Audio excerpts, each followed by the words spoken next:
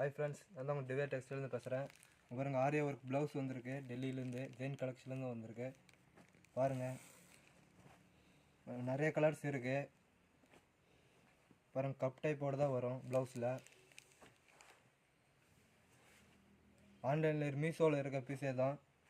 மீஷோவில் பார்த்தீங்கன்னா 800 900 வரும். நம்மக்கிட்ட பார்த்தீங்கன்னா வெறும் 400 தான். மல்டி கலர்ஸ் இருக்குது எல்லாமே. பாருங்கள், லைனிங்கோடு இருக்குது. இங்கே பாருங்கள்,